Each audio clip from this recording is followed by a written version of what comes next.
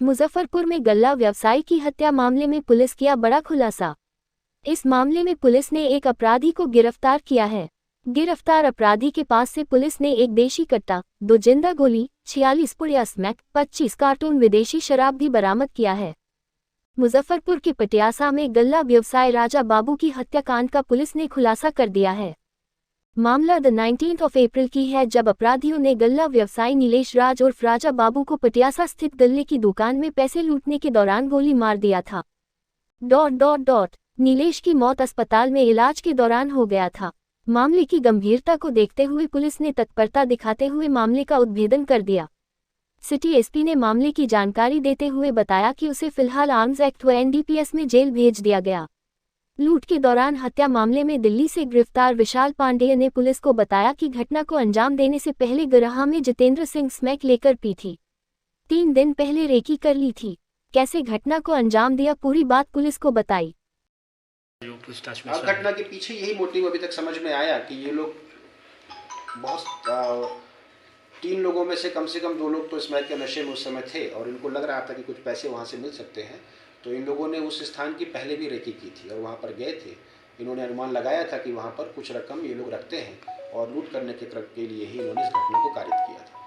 इनका कोई आपराधिक गिरोह भी है जो इस तरह की घटनाओं को अंजाम देता है? आपराधिक गिरोह मैंने जैसे बताया आपको कि विशाल पांडे का विस्तृत आपराधिक इतिहास है। अभी तक 9 कांड, उसमें कुछ एनडीपीएस के भी हैं, आर्म्स एक्ट के भी हैं और इस प्रकार की घटनाओं के भी हैं, वो उनको मिल चुके हैं।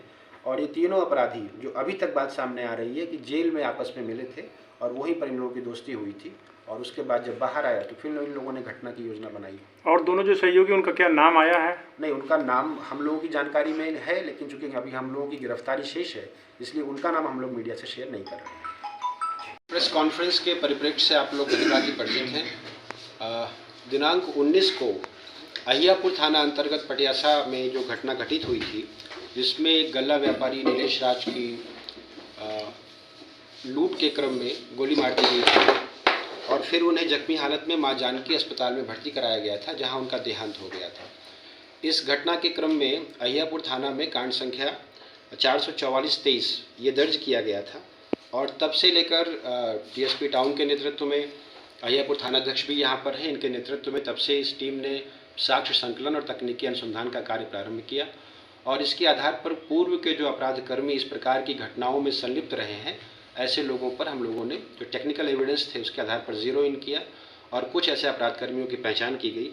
पूछताछ के लिए विशाल पांडे पिता राजेश पांडे हैं, ये अहियापुर थाना अंतर्गत बखरी टर्मा के रहने वाले हैं।